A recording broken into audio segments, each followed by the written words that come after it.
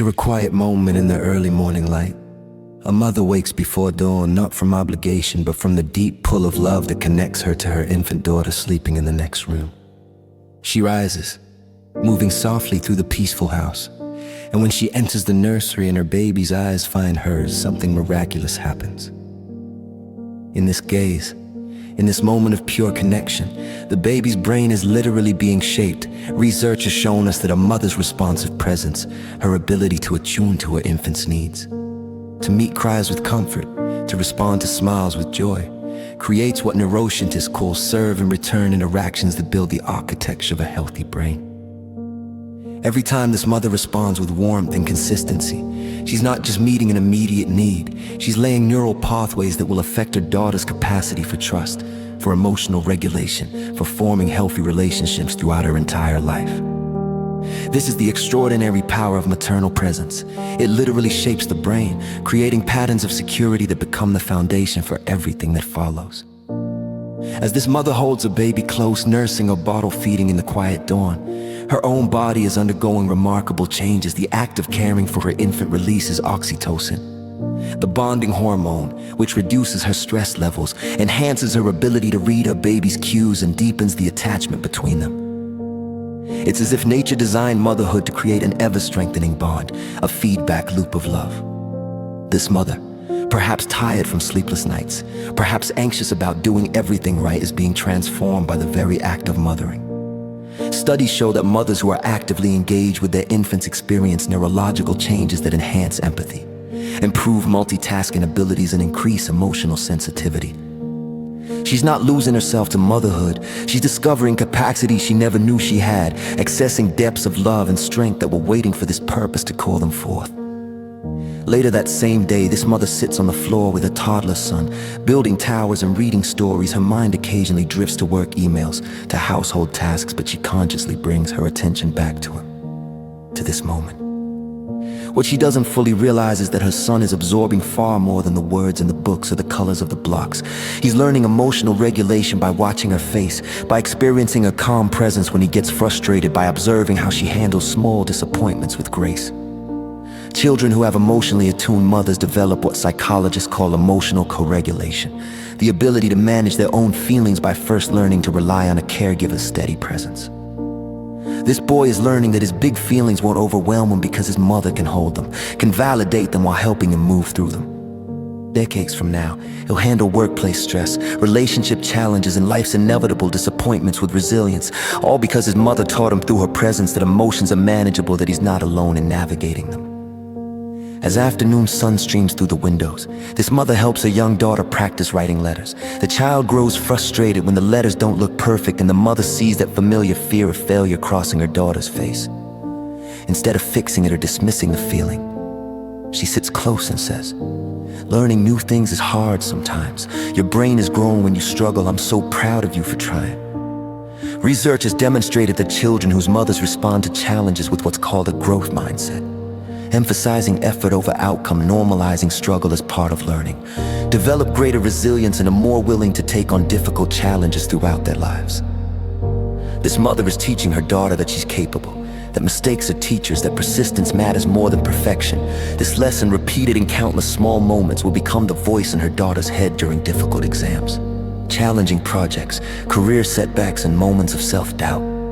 She'll hear her mother's voice saying, "You can do hard things. Keep trying."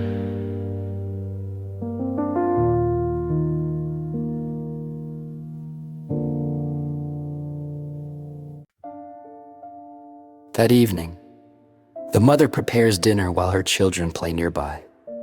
She's exhausted. Motherhood is relentless in its demands, but she finds herself smiling at their laughter, at the ordinary magic of their presence. What she may not realize is that her consistency, her daily showing up despite fatigue, is teaching her children something profound about commitment and love. Studies show that children who experience consistent, predictable care from their mothers develop secure attachment patterns that correlate with better outcomes across virtually every measure. Academic achievement, social relationships, mental health, and even physical health.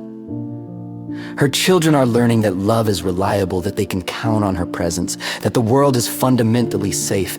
The security becomes the launching pad from which they'll eventually explore the world with confidence, knowing they have a safe base to return to.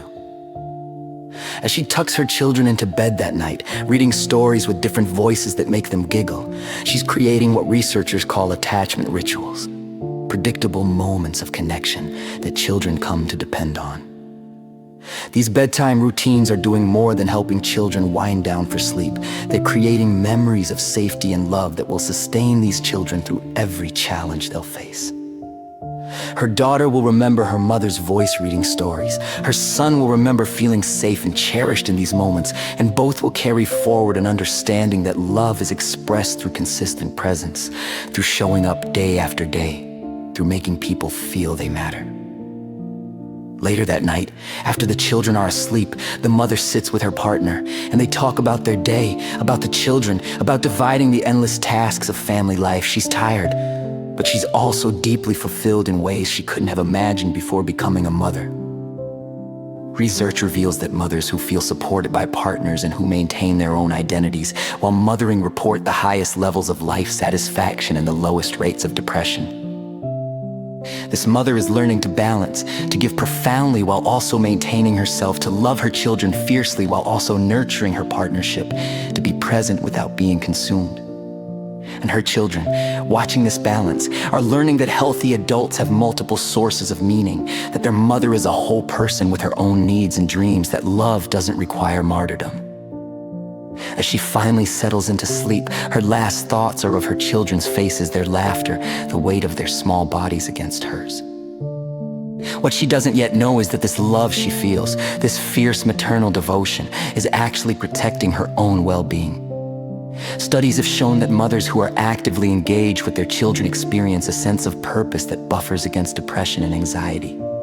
That the meaning derived from motherhood contributes to overall life satisfaction and even longevity. The sacrifice feels real, the sleepless nights, the putting aside of personal goals, the constant demands, but somehow, mysteriously, it's also giving back more than it takes. She's discovering that in nurturing her children, she's also nurturing herself, growing into a version of herself that's more patient, more compassionate, more fully human than she ever imagined possible. The seasons turn, and our mother finds herself navigating the toddler years, a time of wonder and challenge intertwined. Her daughter is asserting independence, testing boundaries, experiencing the big emotions that come with a developing sense of self. In moments of tantrums and defiance, the mother takes deep breaths, kneels down to eye level, and offers understanding alongside firm limits. I see you're angry. It's okay to be angry, but we don't hit. Let's find another way to show how you feel. What researchers have discovered is that mothers who can remain calm and empathetic during children's emotional storms, what's called emotion coaching, raise children with significantly better emotional regulation, higher emotional intelligence, and stronger social skills. This mother isn't just managing behavior, she's teaching her daughter how to be human, how to navigate the complex landscape of feelings, how to express needs without causing harm. Years from now, her daughter will be able to articulate her feelings, to self-soothe during stress, to navigate conflicts with grace, all because her mother stayed present and compassionate during these difficult moments. As her son enters preschool, the mother notices he's shy, hesitant to engage with other children. Instead of pushing him or feeling embarrassed, she respects his temperament while gently encouraging small steps. She stays nearby at birthday parties, providing reassurance. She arranges one-on-one playdates rather than overwhelming group situations. She tells him, everyone has their own way of being in the world. You like to watch and think before joining in, and that's perfectly okay. Research shows that children whose mothers accept and work with their temperament rather than trying to change it develop stronger self-esteem and are more likely to eventually overcome shyness on their own terms. This boy is learning that he's acceptable as he is, that his nature isn't a flaw to fix, but a characteristic to honor. This acceptance becomes the foundation of self-love, teaching him that he doesn't need to be someone else to be worthy, that his authentic self is enough. One afternoon, The mother's daughter asks an endless stream of why questions about clouds, about animals, about why people die. Instead of giving quick answers or showing frustration, the mother engages deeply, sometimes saying, "That's such a good question. What do you think?" Or, "I don't know. Let's find out together." Studies demonstrate that mothers who respond to children's curiosity with engagement rather than dismissal raise children who remain curious learners throughout life, who perform better academically, and who develop critical thinking skills. But more than fostering intelligence, this mother is teaching her daughter that her thoughts matter, that questions are valued, that learning is a lifelong adventure they can share. Her daughter is developing what psychologists call intrinsic motivation, the desire to learn for the joy of understanding rather than for external rewards. This will serve her throughout her education and career, making her a self-directed learner who pursues knowledge with genuine passion. As the years progress, the mother makes a conscious choice to limit screen time and instead fills their home with books, art supplies, music, and open-ended play materials. She sits with her children drawing, playing make-believe, building elaborate structures from cardboard boxes. In these moments, she's not just entertaining them. She's nurturing their creativity and imagination. Research shows that children who engage in frequent creative play with engaged parents develop stronger problem-solving abilities, greater innovation in thinking, and enhanced ability to generate novel solutions to challenges. Her children are learning that boredom is the gateway to creativity, that the best toys are often the simplest, that imagination is a muscle that grows stronger with use. They're developing inner resources that will serve them throughout life, the ability to entertain themselves, to create rather than just consume, to see possibilities where others see limitations. The mother notices her son struggling with a puzzle, his frustration building. Every maternal instinct screams at her to help, to solve it for him, to spare him the discomfort. But she resists, sitting nearby and offering encouragement without intervention. That's a tricky one. You're really thinking hard about it. What happens if you try turning that piece? When he finally solves it himself, his face erupts in pride and joy. Studies have revealed that mothers who allow children to struggle appropriately, providing support without rescuing, raise children with greater self-efficacy, persistence, and confidence in their own abilities. This boy is learning that he's capable, that struggle is part of success, that the satisfaction of overcoming challenges is worth the temporary discomfort. This lesson in perseverance will serve him in school, in relationships, in career, in every domain where persistence determines outcomes. One evening, the mother makes a mistake. She loses her temper and yells at her children over something minor. Immediately, she feels terrible. Later, after everyone has calmed down, she sits with them and says, "I'm sorry I yelled. I was tired and frustrated, but that wasn't okay. You didn't deserve that. I'm gonna try to do better." Her children watch her face, processing this moment. Research shows that mothers who model accountability, who apologize when wrong, who demonstrate that adults make mistakes too, raise children with stronger moral development, greater emotional intelligence, and healthier relationships. Her children are learning that everyone makes mistakes, that apologizing is strength, not weakness, that relationships can be repaired after rupture. They're also learning that their feelings matter, that they deserve respect, that love includes accountability. This capacity for repair will shape how they navigate all their future relationships, teaching them that conflict doesn't mean the end of connection.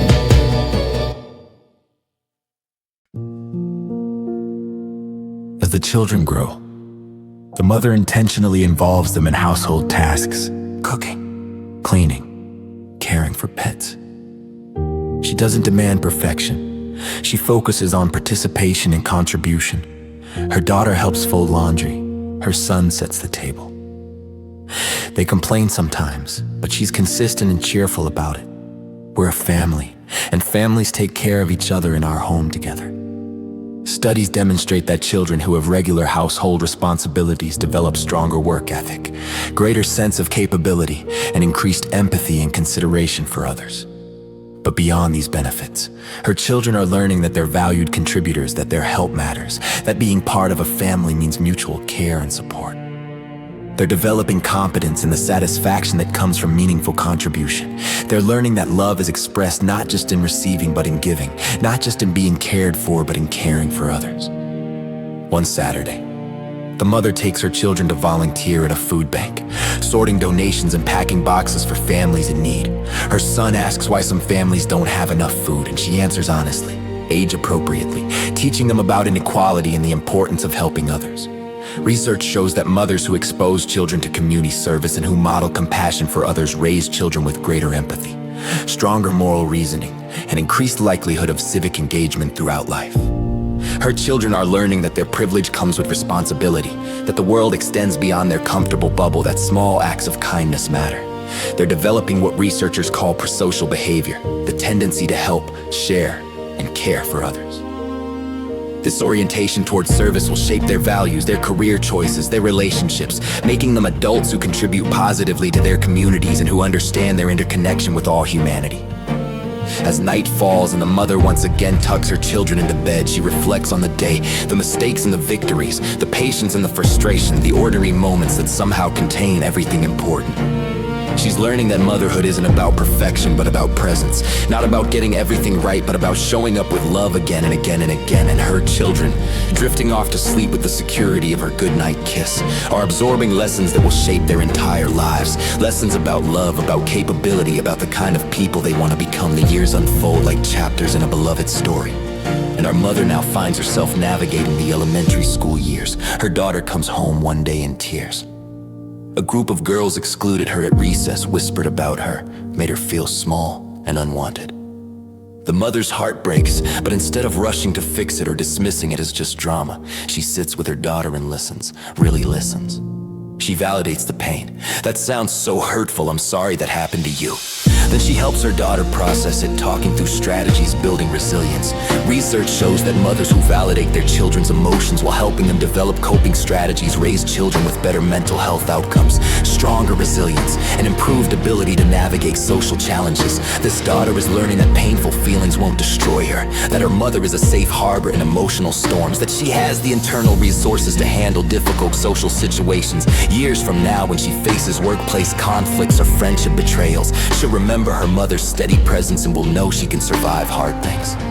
Meanwhile, her son is struggling academically. He's bright but easily distracted, and his teacher has suggested he might need evaluation for attention difficulties. Instead of panicking or denying, the mother approaches it with curiosity and advocacy. She researches, consults specialists, and works collaboratively with the school to understand his needs. Most importantly, she talks with her son openly, making sure he knows that learning differences don't mean something is wrong with him, just that his brain works in its own way. Studies demonstrate that mothers who advocate effectively for children with learning differences and who frame challenges positively raise children with stronger self-esteem despite academic struggles and higher likelihood of academic success through appropriate support. This boy is learning that he's not broken, that asking for help is wisdom, that his worth isn't tied to how easily school comes to him. He's developing what researchers call self-advocacy skills, the ability to understand his needs and communicate them effectively, that will serve him throughout his education and career. One evening, the mother overhears her daughter make a dismissive comment about a classmate's appearance. Instead of ignoring it, she gently addresses it later. "I heard what you said about Emma today. How do you think that might have made her feel?" She talks with her daughter about kindness, about how words have power, about treating others the way she'd want to be treated. Research shows that mothers who actively teach empathy and who address unkind behavior consistently raise children with stronger moral development, greater compassion, and lower likelihood of engaging in bullying behavior. This daughter is learning that her mother's love includes moral guidance, that being a good person requires conscious effort, that kindness is a choice she must make repeatedly. She's developing what psychologists call moral reasoning, the ability to consider how her actions affect others, that will shape her character and relationships throughout life. As the children grow, the mother maintains family rituals, Sunday dinners where everyone shares their week, game nights, annual traditions like pumpkin carving and holiday baking.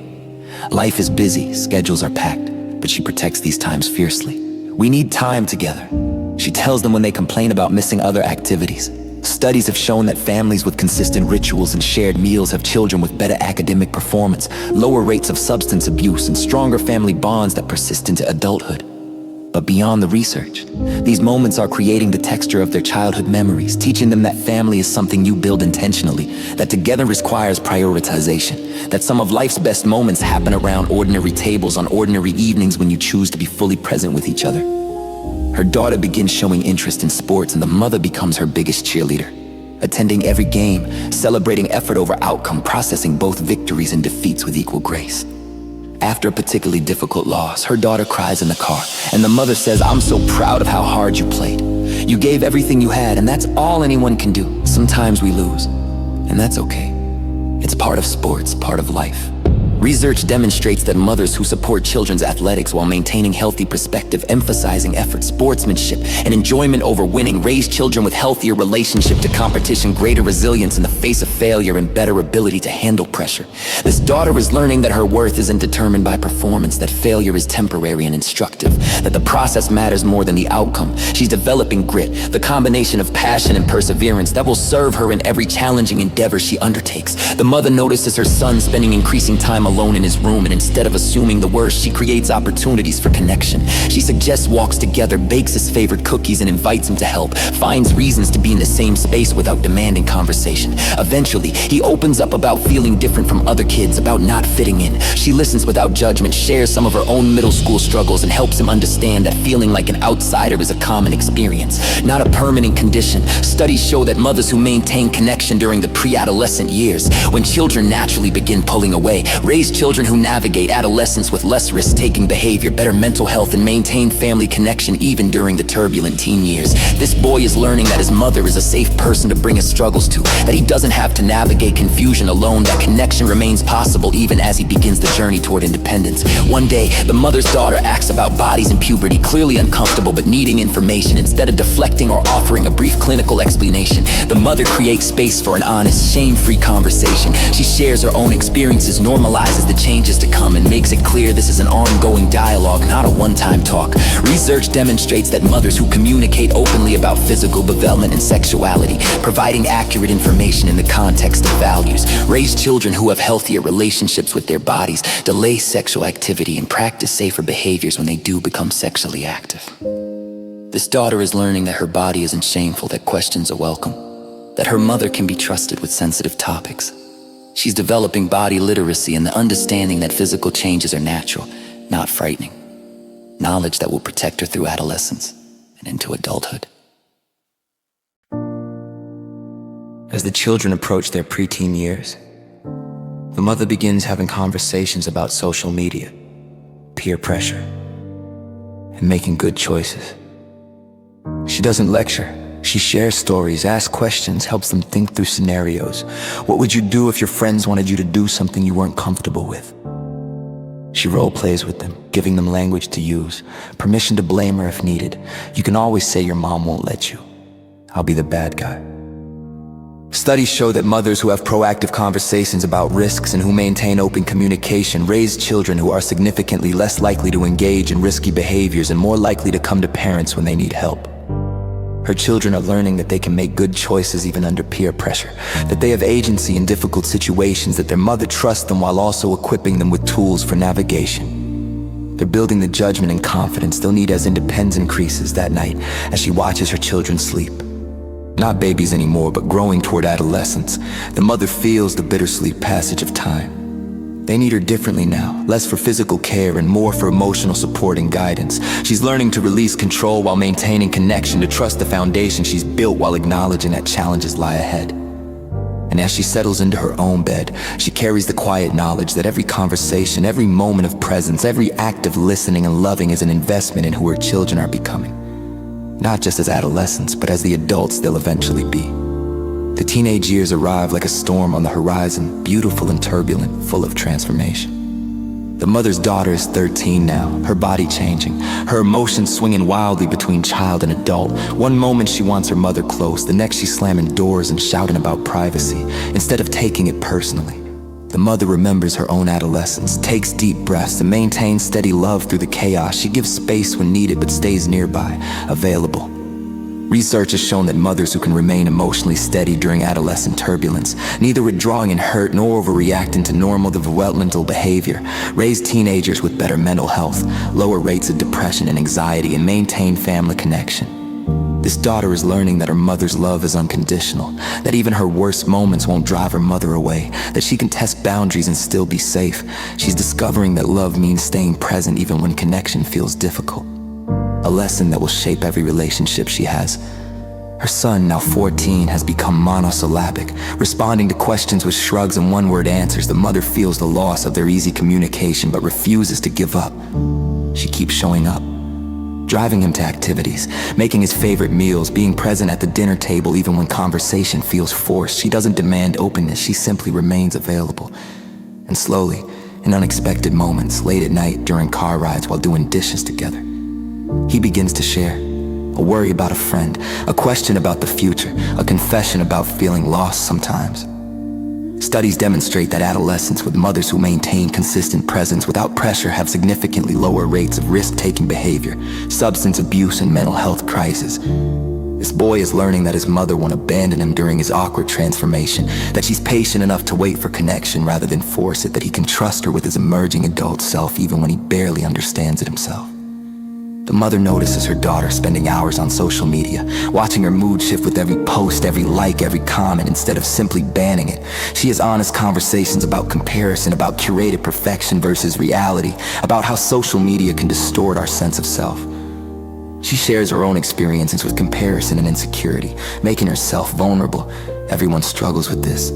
She tells her daughter, "The images we see aren't real life. Your worth isn't measured in likes." Research shows the mothers who actively mediate their children's social media use, through conversation and boundary setting rather than complete restriction, raise teenagers with healthier self-esteem, better media literacy, and reduced risk of social media-related anxiety and depression.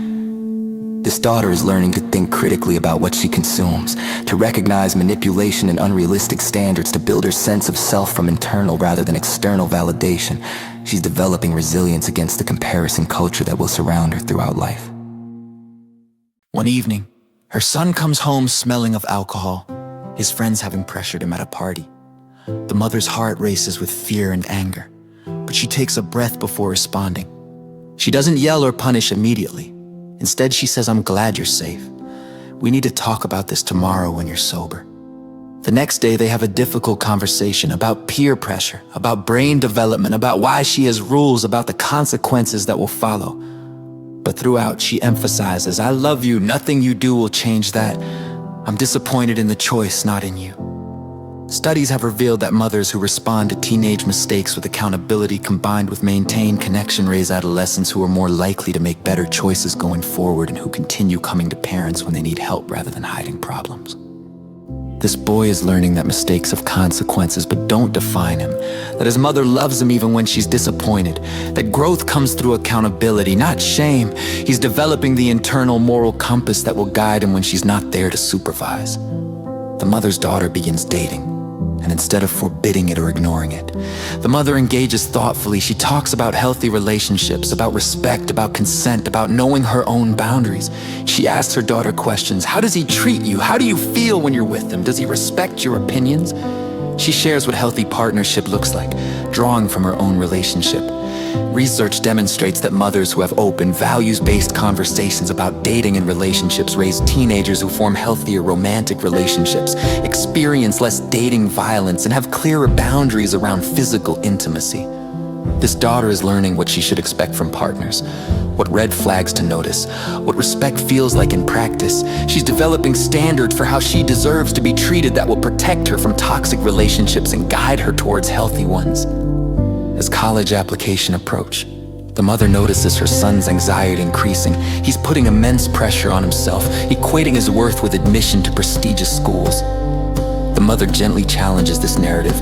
Where you go to college doesn't determine your worth or your future. What matters is that you find a place where you can grow and thrive.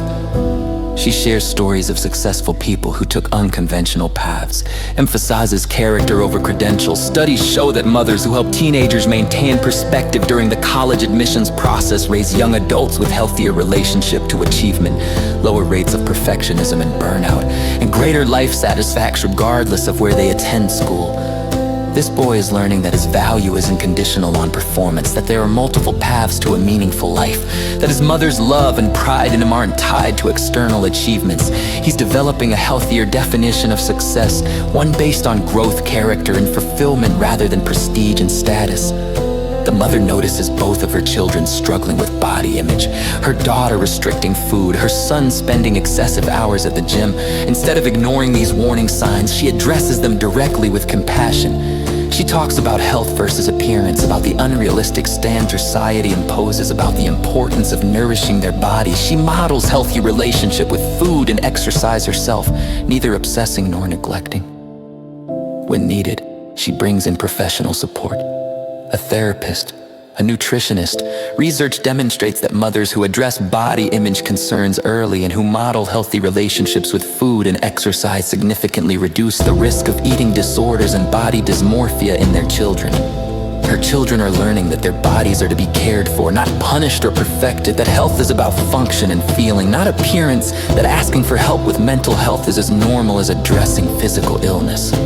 They're developing body wisdom that will protect them from the disordered eating and exercise patterns that plague so many in their generation.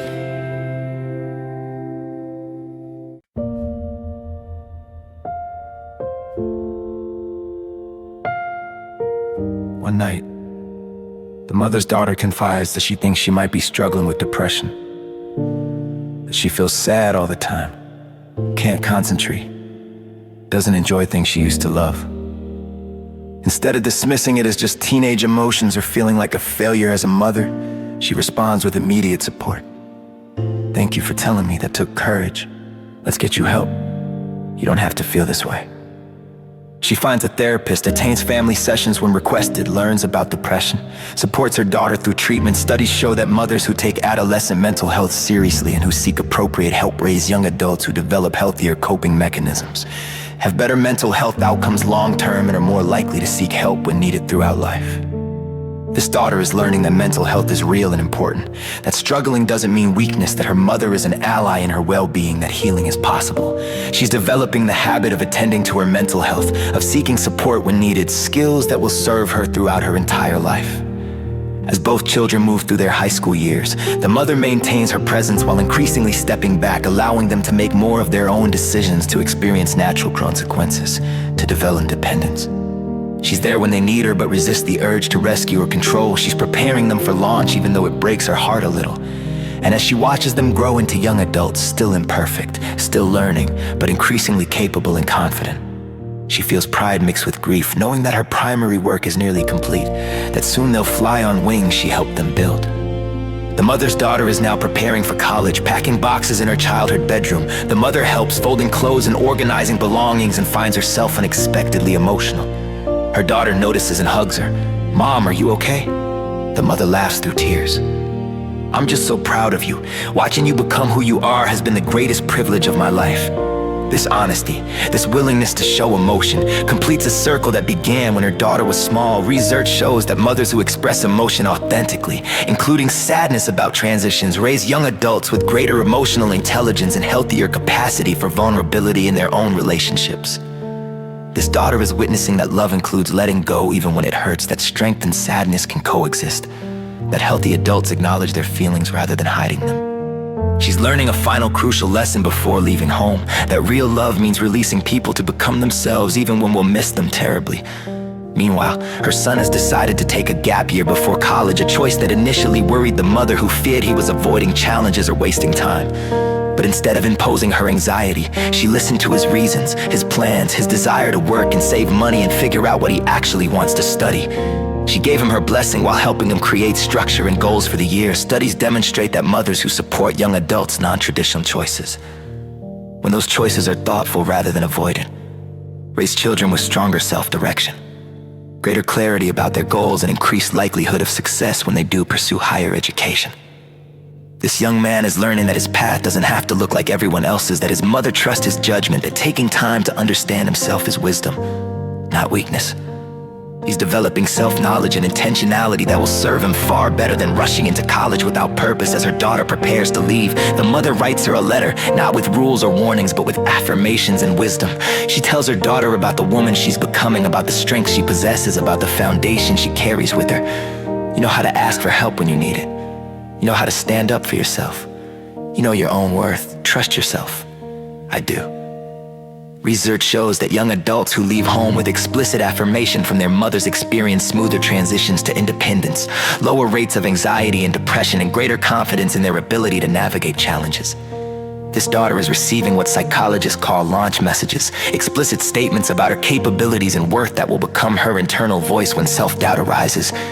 She's carrying her mother's belief in her like a talisman, a reminder in difficult moments that she comes from love and is capable of creating it. The first semester away is harder than the daughter expected. She calls home crying several times, overwhelmed by coursework, struggling with roommate conflicts, questioning whether she belongs. The mother listens, validates, offers perspective without fixing. This is hard and you're doing it. Every challenge you worked through is building your strength. I believe in you.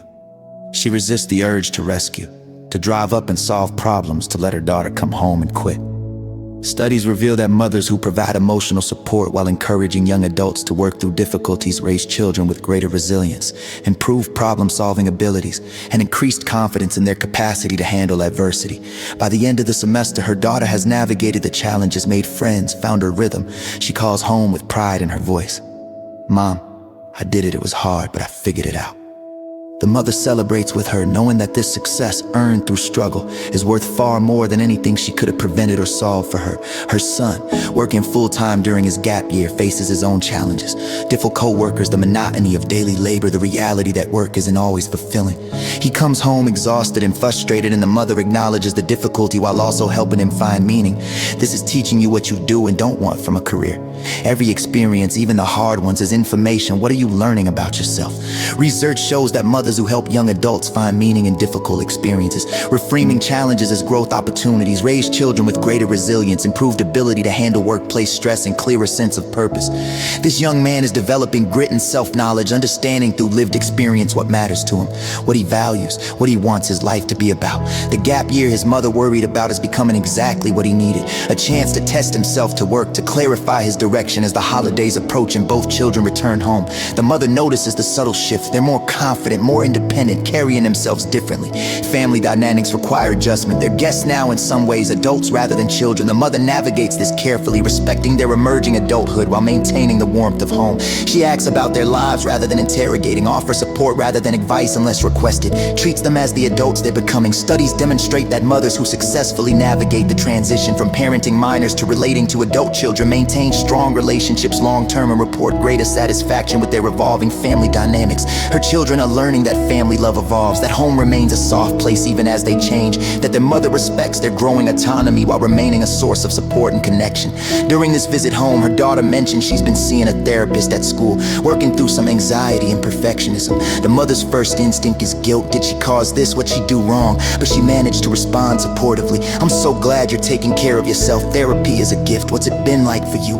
Her daughter shares openly and the mother listens without defensiveness. Research shows that mothers who respond supportively when adult children seek mental health care without taking it personally or becoming defensive strengthen their relationships with their children and model healthy attitudes toward mental health care. This daughter is learning that her mother can handle her struggles without becoming fragile, that seeking help is strength, that her well-being is more important than protecting her mother's feelings. Their relationship is maturing into something more honest, more equal, built on mutual respect rather than child-parent hierarchy. Her son shares during a quiet moment that he's been thinking about the kind of father he wants to be someday, that he realizes how much his mother shaped what he expects from relationships, from family.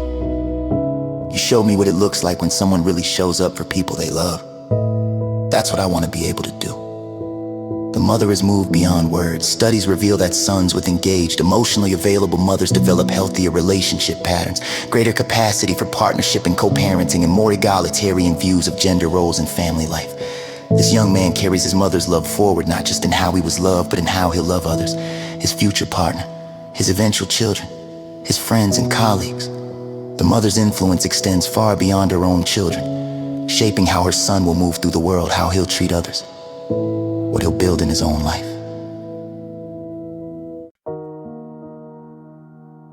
As her children return to their independent lives after the holidays, the mother waves goodbye with a full heart.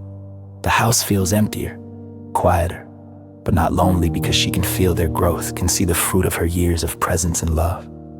They're launched but not lost, independent but still connected. As she settles into this new phase of motherhood, less hands-on but no less important, she understands that her work continues in different forms. She's no longer their primary support system, but she remains a source of wisdom, encouragement, and unconditional love. The relationship has transformed, but the foundation she built during their childhood remains strong, supporting them as they navigate young adulthood. Years pass, and the mother finds herself in a new landscape. Her children are fully adult now, making their own choices, building their own lives. Her daughter graduates from college and begins her first real job in a new city, far from home. The distance feels profound, but they've established a rhythm of weekly video calls, texts throughout the week, sharing the mundane details that maintain connection. The mother listens to her daughter's work challenges, her dating struggles, her questions about adulthood. She offers perspective when asked, but mostly just listens, bearing witness to her daughter's unfolding life. Research shows that mothers who maintain close but non-intrusive relationships with adult children provide crucial emotional support that correlates with better mental health, greater life satisfaction, and improved resilience during the challenges of young adulthood. This daughter is navigating her 20s with the security of knowing her mother remains available, that she's not alone in figuring out adult life, that she has someone who believes in her even when she doubts herself. Her son has enrolled in college after his gap year, and the maturity and focus he brings are evident. He calls his mother not just when he needs something, but to share ideas from his classes, to process what he's learning, to think aloud about his future. The gap year his mother supported, despite her initial fears, has given him clarity and purpose that many of his peers lack. Studies demonstrate that young adults who take intentional time before college and whose parents support their choices show higher college completion rates, better academic performance, and greater career satisfaction. This young man is thriving specifically because his mother trusted him, gave him space to discover himself, and didn't impose a timeline based on anxiety or social expectations. He's learning his own rhythms, his own way of moving through the world, and his mother's trust has become his self-trust. The mother's daughter calls one evening, voice tight with stress. She's made a mistake at work. Nothing catastrophic, but significant, and she's terrified she'll be fired, convinced she's a failure. The mother listens to her spiral, then gently offers perspective. You made a mistake that doesn't make you a failure. It makes you human. Everyone makes mistakes, especially when they're learning. What matters is how you handle it, what you learn from it. She helps her daughter craft a plan for addressing the mistake professionally. Research shows that adult children with supportive mothers recover from setbacks more quickly, experience less shame around failure, and develop better professional resilience. By the next call, her daughter has handled the situation successfully, learned from it, and gained confidence. Mom, I did what you suggested. My boss appreciated my honesty and my plan for fixing it. I'm not fired. I'm actually getting more responsibility because I showed I could handle a mistake maturely. The mother celebrates with her, knowing that this lesson in accountability, in resilience, and self-compassion after failure is one her daughter will carry through her entire career. Meanwhile, her son has started seriously dating someone, and he brings his girlfriend home to meet the family. The mother watches how he treats his partner, with respect, with care, with emotional availability, and recognizes the pattern she modeled throughout his childhood. He's chosen someone who is his equal, someone he communicates with openly, someone he treats as a true partner. At dinner, his girlfriend mentions, "He's the most emotional and intelligent man I've ever dated. He actually talks about his feelings and listens to mine." Later, the mother's son tells her, "I knew what I was looking for in a partner because of watching you and Dad. I wanted someone I could be real with, someone who would be an actual partner." Studies reveal that children who witnessed healthy parental relationships develop clearer standards for their own partnerships, greater relationship satisfaction, and lower divorce rates. The mother's modeling of healthy love, through her marriage, through her parenting, through how she treated him, has equipped him to build healthy love himself.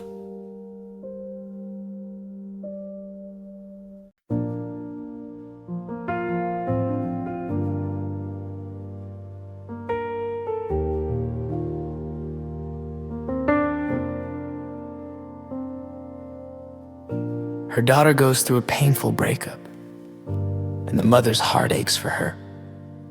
She wants to fly across the country to hold her daughter, to make the pain go away. But she knows her daughter needs to move through this herself. So she offers presence from a distance, daily check-ins, long phone calls, validation of the grief while also reminding her daughter of her strength. Heartbreak is terrible, but you will survive it. You're stronger than you know. She resists the urge to badmouth the ex or to rush her daughter through grieving. Research demonstrates that mothers who support adult children through romantic heartbreak, providing comfort without rescuing or rushing, help them develop better emotional resilience and healthier approaches to future relationships. Her daughter eventually emerges from the grief changed, more self-aware, clear about what she wants and doesn't want, grateful for her mother's steady presence through the storm. Mom, I don't know how I would have gotten through that without you. Just knowing you were there, that you believed I'd be okay. It made all the difference. As her children move through their 20s, the mother notices her own life shifting. She has more time for herself, for her own interests and friendships. She returns to hobbies she'd set aside during the intensive parenting years, pursues new passions, invests in her marriage. Her children notice and comment on it. They see her thriving, not just surviving. Mom, I love seeing you so happy and doing your own thing. It reminds me that parenting doesn't mean losing yourself. Studies show that mothers who maintain their own identities and interests alongside parenting raise children who have healthier boundaries, greater respect for their mothers as whole people, and better understanding that love doesn't require self-sacrifice. The mother is modeling that women can be devoted mothers and also complete individuals, that investing in your children doesn't mean erasing yourself, that balance is not only possible but necessary. One day, her daughter calls with news that sends the mother's heart soaring. She's been offered her dream job, a position that will challenge and fulfill her, that aligns perfectly with her passions and values. As they celebrate together over the phone, the mother feels overwhelmed with pride. This accomplished, confident young woman is the child she once rocked to sleep, the toddler she patiently taught, the teenager she steadily loved through difficult years. Research shows that mothers' sustained involvement and support throughout childhood and adolescence significantly predicts adult children's career success, life satisfaction, and psychological well-being. But for this mother, it's not about the statistics. It's about witnessing her daughter bloom into exactly who she was meant to be. About knowing that every sacrifice, every moment of patience, every act of love contributed to this woman's capacity to pursue her dreams with confidence. Her son graduates from college, and the whole family gathers to celebrate. During the dinner afterward, he stands to make a toast. Mom, I want to thank you specifically. You believed in me when I needed to take a different path. You supported my gap year when other parents would have pushed me straight into college. You let me figure out who I am instead of telling me who to be. Because of that, I actually know what I want now. I'm graduating with purpose, not just a degree. His voice cracks with emotion. You gave me the greatest gift. You let me become myself. The mother cries openly, and her son hugs her. Research confirms that adult children who felt supported in their autonomy by their mother report closer relationships with them, greater appreciation and deeper understanding of the sacrifices and love involved in good parenting. This moment of gratitude and recognition, her son articulating what her parenting meant to him, is a gift mothers dream of but can never demand. It's the organic result of years of choosing his well-being over her anxiety, his path over her preferences, his growth over her control. As the celebration winds down and the mother reflects on how far they've all come, she feels a profound sense of completion mixed with excitement for what comes next. Her children are launched, thriving, building good lives. They still need her, but differently. As a consultant rather than a manager. As a friend as much as a mother. As someone they choose to include rather than depend on for survival. And this evolution, though bittersweet, feels right. She did what she was meant to do. She loved them, guided them, and released them. Now she gets to witness the beautiful unfolding of their adult lives, to be their cheerleader and safe harbor, to love them in this new way that honors who they've become.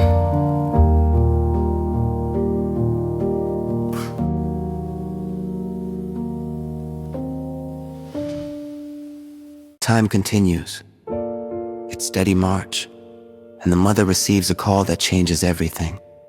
Her daughter's voice trembling with joy and nervousness. Mom, I'm pregnant. You're gonna be a grandmother. In that moment, Standing in her kitchen holding the phone, the mother experiences a rush of emotions. Excitement, nostalgia, a sense of the circle completing. She remembers holding her own daughter as a newborn, and now that baby is having a baby, research shows that the transition to grandmotherhood often brings renewed purpose and life satisfaction, and that involved grandmothers play crucial roles in supporting new mothers through the challenging early months of parenthood. But beyond the research, this mother becoming grandmother understands instinctively that her role is evolving again. She'll support her daughter through this transformation just as she supported her through every other transition. She'll be there, but differently. Stepping back when needed, stepping in when asked, honoring that her daughter is now the mother, making her own choices. The pregnancy unfolds and the mother-to-be calls frequently, Asking questions, sharing worries, processing the enormity of what's ahead. The grandmother-to-be listens, shares her own experiences honestly. including the hard parts. You're gonna be an amazing mother, I can already see it. and I'll be here to support you however you need. She's careful not to impose her own parenting philosophies, recognizing that her daughter will parent her own way in her own time. Studies demonstrate that new mothers with supportive, non-intrusive mothers and mothers-in-law experience lower rates of postpartum depression, greater confidence in their parenting, and smoother adjustment to motherhood.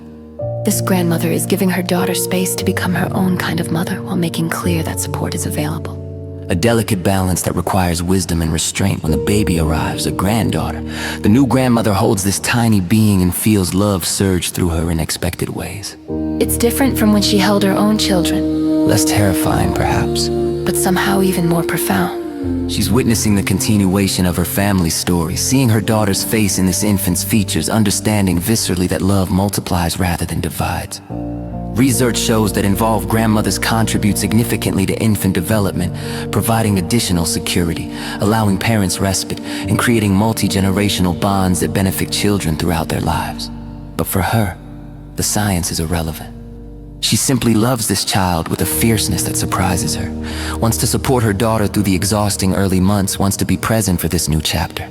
She visits regularly but not constantly, helping with laundry and meals, holding the baby so her daughter can shower and rest, offering perspective during the difficult moments.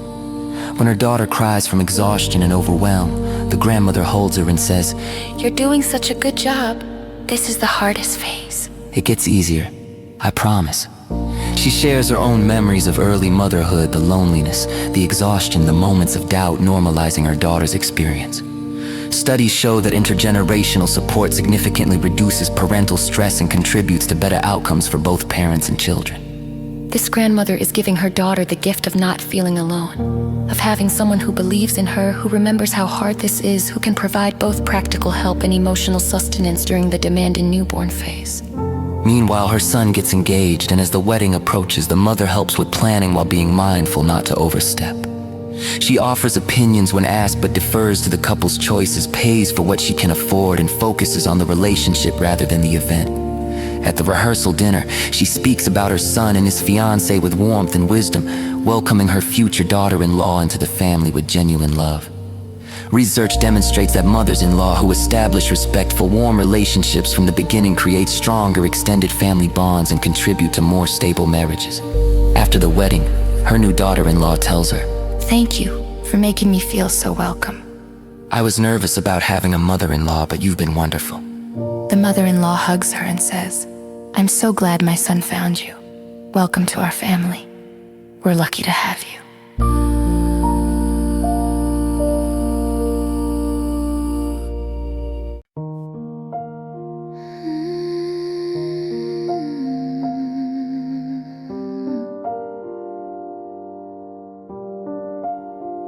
As her granddaughter grows from infant to toddler, the grandmother delights in a role she babysits regularly, creating special traditions, baking cookies together, reading favorite books, taking walks to feed the ducks. But she's careful to respect her daughter's parenting choices even when they differ from her own. Her daughter practices gentle parenting approaches the grandmother didn't know about in her own mothering years, and instead of being defensive or dismissive, she's curious and supportive. I love how intentional you are about this. You're such a thoughtful mother. Studies show that grandmothers who support rather than undermine their adult children's parenting choices strengthen family relationships and create more harmonious multi-generational dynamics. This grandmother is learning that there are many ways to love children well. That parenting wisdom evolves, that she can honor her daughter's autonomy while still being fully present as a grandmother.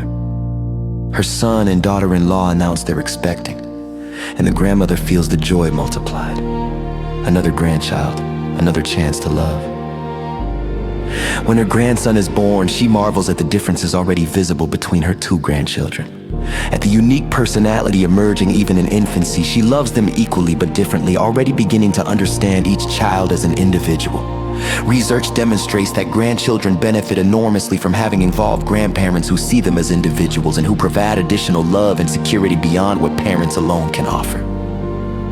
But for this grandmother, it's not about benefits or outcomes. It's pure joy.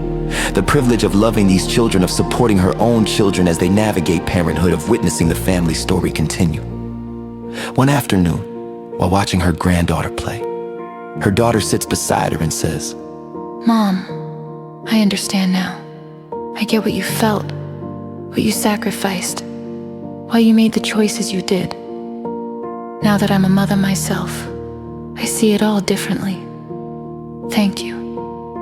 Thank you for everything you did for us. The grandmother cries, and they sit together in the complicated beauty of intergenerational understanding. Research shows that the birth of grandchildren often deepens and transforms mother-daughter relationships, creating new levels of empathy and appreciation as daughters experience motherhood themselves. This moment of recognition, her daughter finally understanding from the inside what motherhood requires and means, is a gift the grandmother didn't know she was waiting for. It's the closing of one circle and the opening of another as her daughter becomes her peer in a new way. Both of them mothers now, both navigating the sacred, difficult work of raising children. As evening settles and the grandmother drives home from her daughter's house, she reflects on this new phase of life. She's no longer in the trenches of daily parenting, but she's more needed than ever in different ways. As support, as backup, as wisdom keeper, as someone who can hold the baby while her daughter takes a breath, who can reassure when doubt creeps in, who can celebrate the small victories only another mother understands. She's discovering that motherhood doesn't end when children grow up.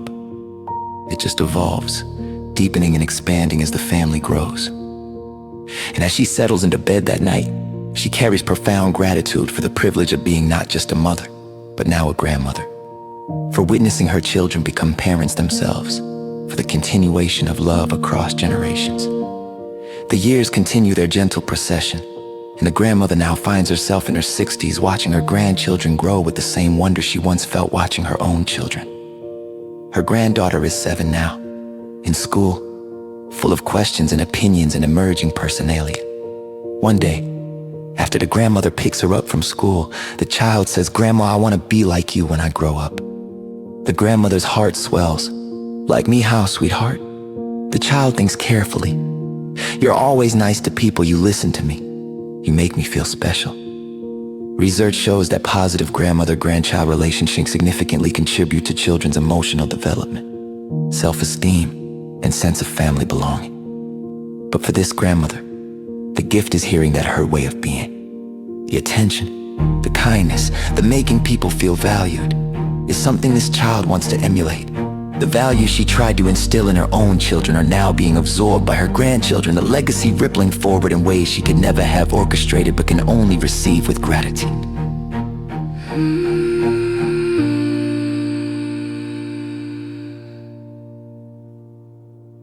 Her daughter has returned to work, and the grandmother provides regular childcare. Picking up the grandchildren from school, supervising homework, preparing snacks, being present until their parents return. She's careful to follow her daughter's routines and rules, supporting rather than undermining, but she also brings her own special touch. Extra patience, grandmother wisdom, the unhurried presence that comes from not being the primary caregiver. Studies demonstrate that children who receive regular care from loving grandmothers show better emotional regulation, stronger family bonds, and improved academic outcomes. This grandmother is giving her daughter the gift of being able to work without constant worry, knowing her children are with someone who loves them unconditionally. And the grandchildren are receiving something precious. Time with someone who has all the time in the world for them, who isn't rushed or stressed, who makes them feel like the center of the universe. Her son and daughter-in-law are struggling in their marriage, hitting one of those difficult patches that all long-term relationships encounter. They confide in her separately, and the grandmother listens without taking sides, without judgment. She shares honestly about her own marriage. The times it was hard, how she and her husband worked through difficulties, what she learned about partnership over decades, marriage is long. She tells them, There are seasons. This hard season doesn't mean your marriage is broken. It means you're both growing and need to figure out how to grow together. Research shows that adult children who receive wisdom and support from parents during marital difficulties are more likely to work through problems rather than divorce impulsively, and that intergenerational modeling of working through challenges strengthens marriages. Several months later, her son calls to say they've started couples therapy and things are improving. Mom, thank you for not freaking out or telling us to just split up. Your confidence that we could work through it helped us believe it too.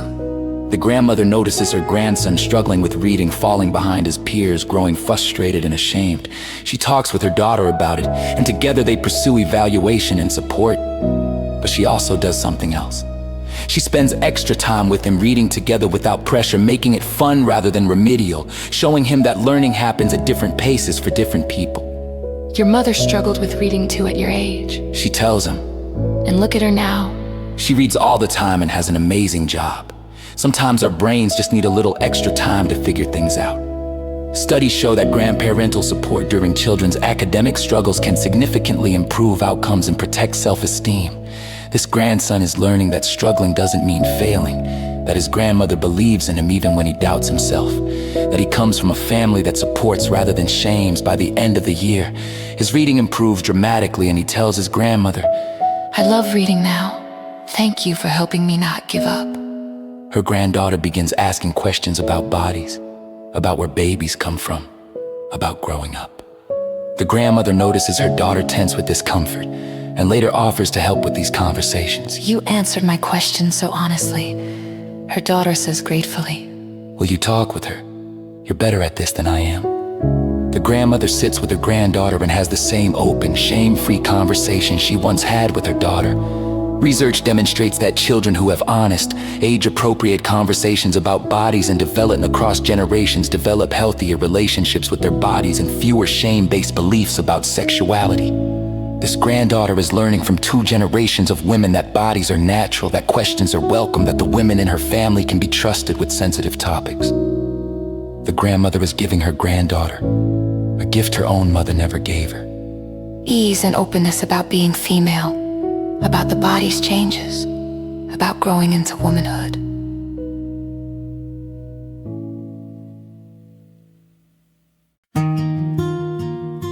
As her grandchildren grow, the grandmother begins sharing family stories about her own childhood, about raising their parents, about ancestors they never met. She pulls out old photo albums, shows them pictures of their mother and uncle as children. Your mom was so much like you, she tells her granddaughter. She asked a million questions, just like you do. She was curious about everything. The children are fascinated, asking for more stories, wanting to understand where they come from.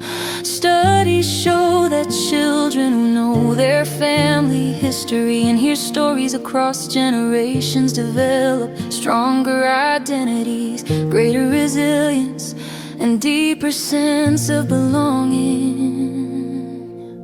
The grandmother is giving her grandchildren roots, helping them understand they're part of a larger story, that they come from people who loved and struggled and persevered, that they carry forward a legacy of strength and love. One day, her daughter asks if she'll write down some of her memories, stories from her own childhood, from raising her children, wisdom she's gained over the years. I want the kids to have these stories even after you're gone, her daughter says, voice catching. The grandmother begins writing, and in the process of remembering and recording, she realizes how much she's learned, how far she's come from the young mother she once was. Research on life review and legacy projects shows that older adults who engage in this kind of meaning-making report greater life satisfaction and sense of completion. But for this grandmother, the gift is recognizing her own growth, seeing the arc of her life, understanding that the struggles and triumphs all mattered, all contributed to who she became and to the family she helped create. Her daughter confides one evening that she's struggling with the balance of work and motherhood, feeling guilty about time away from her children, wondering if she's doing enough. The grandmother listens, then says gently, I felt that way too. Every mother does. But look at you. You turned out wonderful. Look at your children. they're happy, secure, loved. You're doing enough. You're doing beautifully. She pauses, and I need to tell you something I wish I'd understood earlier. There's no such thing as a perfect mother. There's just love, showing up, doing your best. That's all our children need. Not perfection, but presence and love. Research shows that intergenerational transmission of maternal wisdom, especially around self-compassion and realistic expectations, helps new mothers reduce anxiety and guilt while increasing confidence and enjoyment of parenting. Her daughter cries with relief. I needed to hear that. Sometimes I feel like I'm failing at everything. The grandmother takes her hand. You're not failing. You're human. You're a wonderful mother. Your children are lucky to have you. As the grandmother reflects on her role in the family now, she realizes she's become something she didn't anticipate. Not just a caregiver or supporter, but a bridge between generations, a keeper of stories, a source of perspective that only time can provide. She's teaching her grandchildren while also releasing her own children into their full adulthood, offering wisdom without imposing control, loving without demanding. And as she drifts towards sleep that night, surrounded by family photos and memories, she feels the deep satisfaction of a life well lived, of love given and received, of a family that is strong because she helped build that strength, generation by generation. The grandmother is now in her early 70s, and her body is slower. Her energy not what it once was, but her heart remains full and her presence vital to her family. Her grandchildren are now teenagers and preteens, navigating the complicated terrain of adolescence, and they come to her with questions they can't ask their parents. About relationships, about doubts, about the future. She listens without judgment, offers perspective without preaching, shares her own struggles from long ago. Research shows that adolescents who have close relationships with grandparents experience lower rates of depression, better emotional regulation, and greater family connection during a developmental stage when parent-child relationships often become strained. Her granddaughter confides in her about feeling different, about not fitting in at school, and the grandmother holds her hand and says, I felt that way too at your age. Most people do, even if they hide it. The things that make you different now are the things that will make you extraordinary later. Don't rush to fit in. The world needs your uniqueness. These conversations, these moments of intergenerational connection are giving her grandchildren perspective that extends beyond their immediate struggles, showing them that pain is temporary, that adults they admire once felt uncertain too, that growth continues throughout life.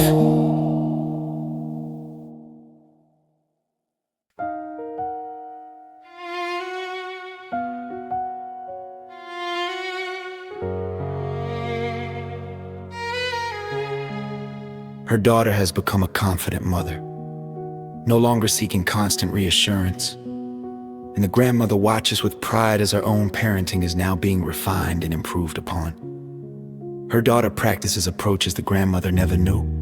Mindfulness with her children, more explicit emotional coaching, different discipline strategies informed by current research. Instead of feeling criticized or defensive, the grandmother is genuinely interested. Tell me about this approach. I love how intentional you are.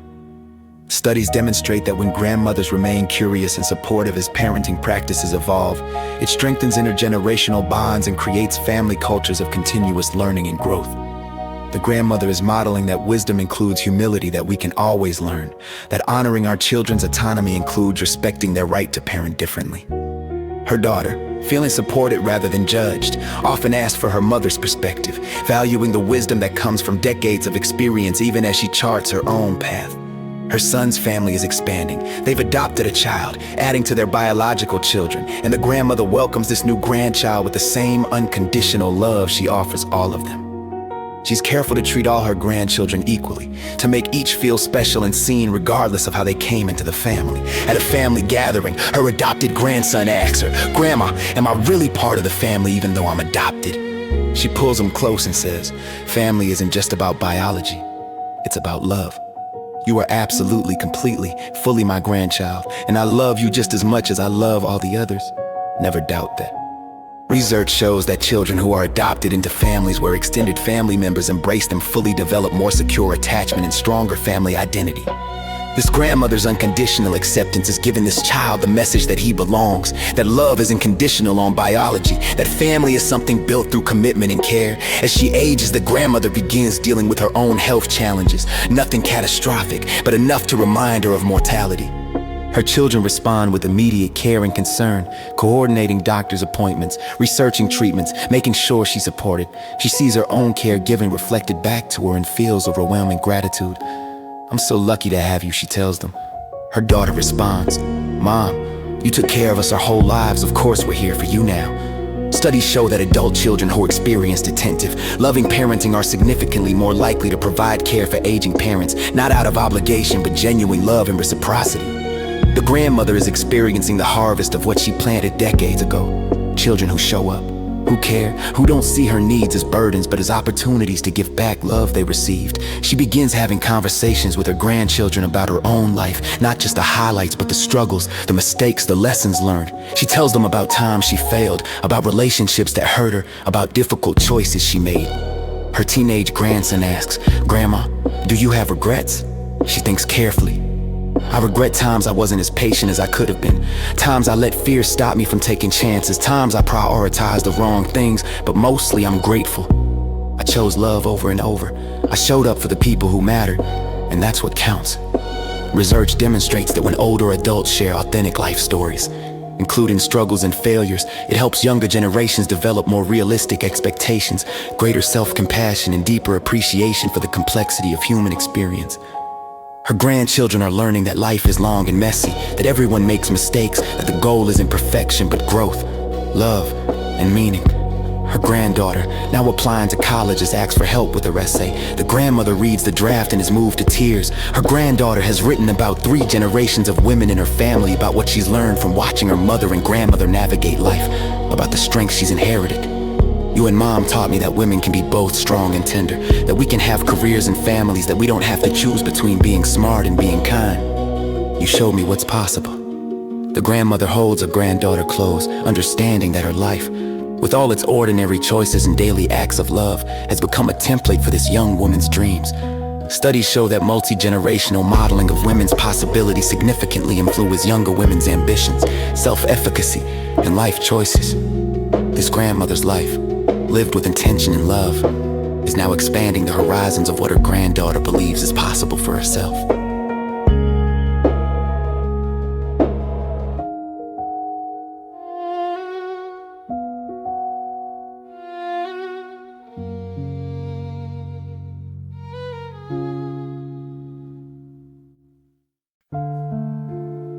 One Sunday, the entire family gathers for the grandmother's birthday.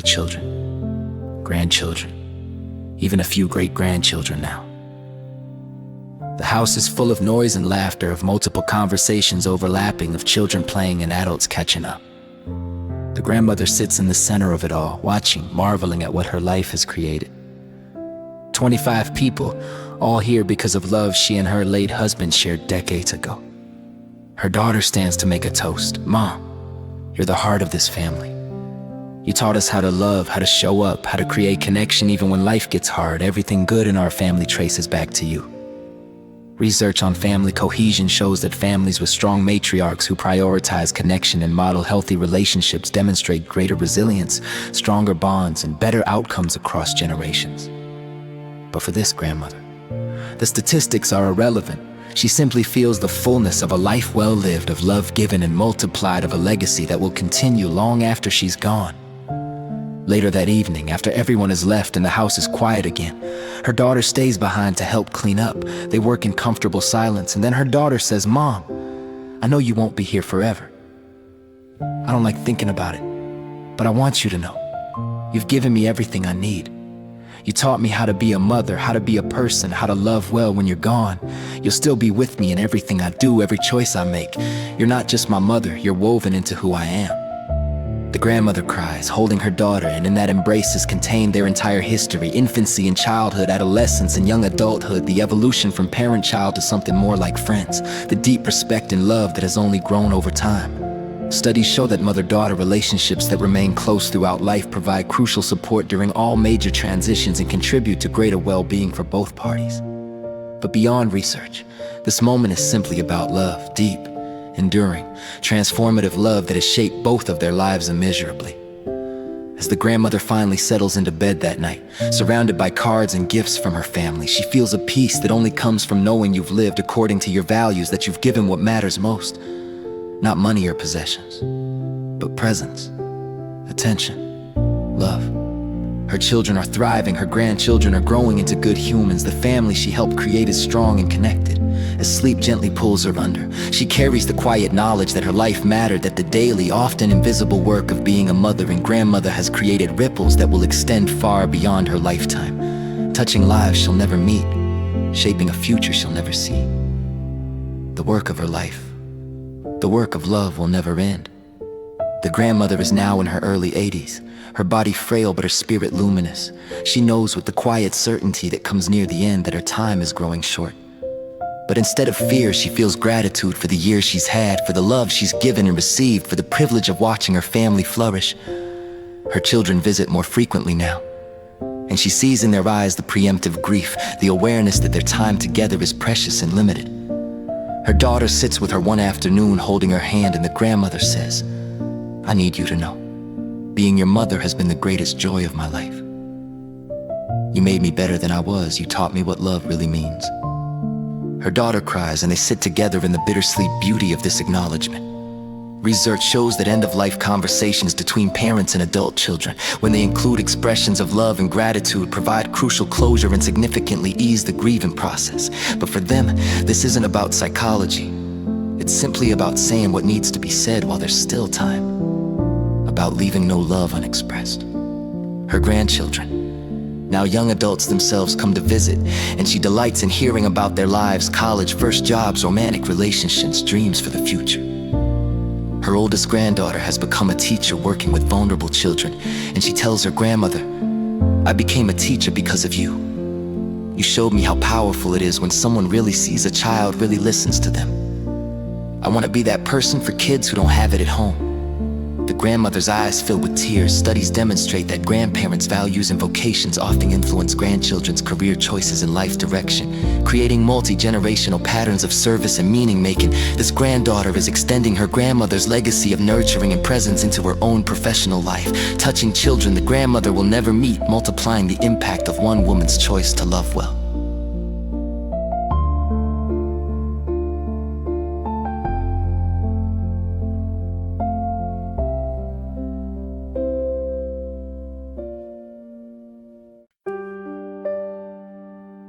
Her grandson brings his fiancée to meet her, and the grandmother sees in their interaction the healthy relationship pattern she works so hard to model. Mutual respect, easy communication, genuine partnership. After they leave, her son tells her, "Mom, he chose well because he knew what to look for. He watched you and Dad, watched you and your grandchildren. He learned what love looks like from you." Research shows that grandchildren who witness healthy relationships across multiple generations develop clearer relationship templates and greater likelihood of forming stable, satisfying partnerships themselves. The grandmother understands that her marriage, her mothering, her way of being in relationship, all of it has been teaching, even when she didn't realize anyone was watching. The love she modeled is now being recreated in the next generation, rippling forward infinitely. As her health continues to decline, the family has honest conversations about her wishes, about what she wants for her final days. She tells them she wants to die at home, surrounded by family without heroic measures. "I've lived a full life," she says calmly. "I'm not afraid when it's time. Let me go peacefully." Her daughter struggles with this, wanting to hold on, but the grandmother is gentle and firm. "Sweetheart, you've been letting me go in small ways since you were born. That's what growth requires. This is just the final letting go. Studies on end-of-life planning show that families who have open conversations about death and dying experience less traumatic grief and more peaceful deaths for the dying person. The grandmother is giving her family one last gift, permission to release her without guilt, modeling that death can be approached with acceptance rather than fear. In her final weeks, the grandmother asks her daughter to bring her the journals she's kept throughout her life. Records of her children's childhoods, her thoughts on motherhood, her struggles and triumphs. Together they read through them, crying and laughing at memories. "I want you to have these," the grandmother says, "so you can remember, so you can share them with your children, so our story continues." Her daughter holds the journals like treasure, understanding she's receiving not just memories but a record of her mother's heart, her inner life, the love that animated everything she did. Research on legacy projects and memory preservation shows that families who maintain tangible records of previous generations report stronger family identity and greater sense of continuity across time. These journals will become family heirlooms, read and reread, connecting great-great-grandchildren not yet born to the woman who started it all. One quiet morning, all of her grandchildren gather around her bed. She's weak now, mostly sleeping, but she opens her eyes and sees them all there. These beloved faces, these young adults who carry her forward. Her oldest grandson takes her hand and says, "Grandma, we want you to know you're in all of us. The way we treat people, the way we love, the way we show up, that's all you. You'll never really be gone because we carry you with us."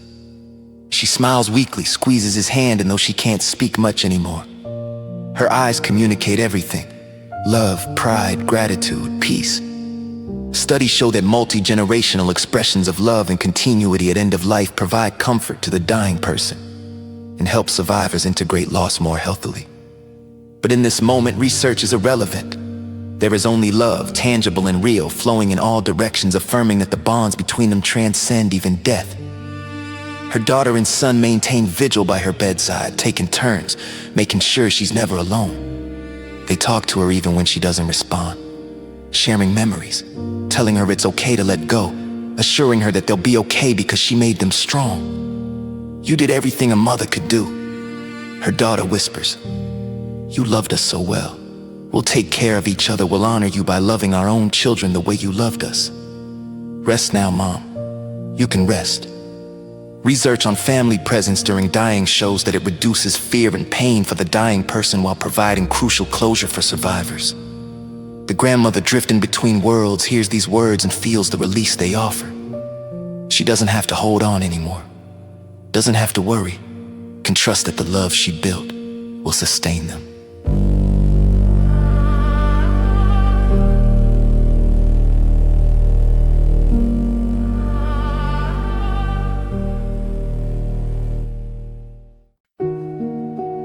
On a peaceful morning, with her daughter's hand in hers and morning light streaming through the window, the grandmother takes her final breath. It's gentle, quiet, almost like she's simply fallen asleep.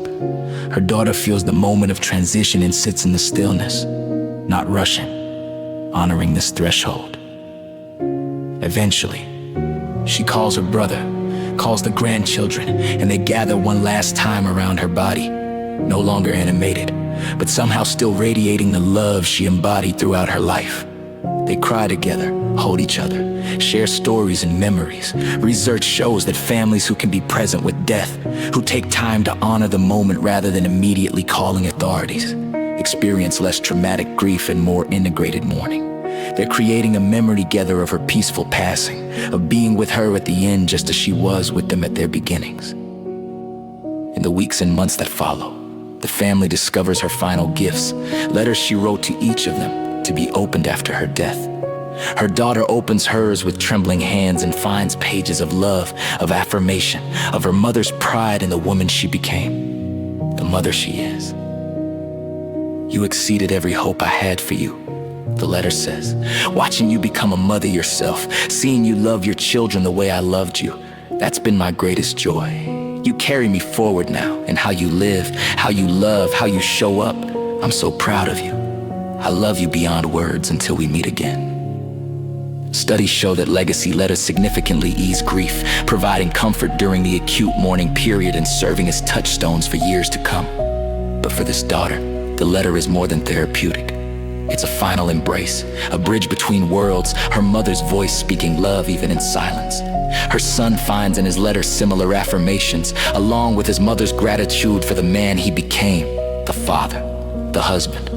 "You made me so proud," she wrote.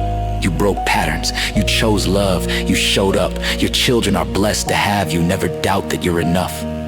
You always have been." He cries reading it, feeling both grief and profound gratitude for having had a mother who saw him, who believed in him, who told him these things while she lived and left them written so he could return to them when doubt arose. The grandchildren each find letters too, personalized messages about what she loved about them, what she saw in them, what she hoped for their futures. "Be brave," she wrote to one. "Be kind to another. Remember that love is the only thing that lasts," she wrote to all of them. These letters become treasures, read and reread, carried forward through moves and marriages, eventually shown to children not yet born. "This is from your great-grandmother." They'll say someday, "She was the heart of our family. This is what she wanted you to know." As the family gathers for her memorial service, they're amazed by how many lives she touched. Former neighbors, her children's childhood friends, people from her community. Story after story emerges of small kindnesses of how she made people feel seen, of her gentle presence and unconditional acceptance. Her daughter realizes that her mother's impact extended far beyond their family, that the way she moved through the world with attention, with care, with love, created ripples in directions they never knew. Research on eulogies and legacy reveals that people are remembered not for achievements but for how they made others feel, for the relationships they nurtured, for the love they gave.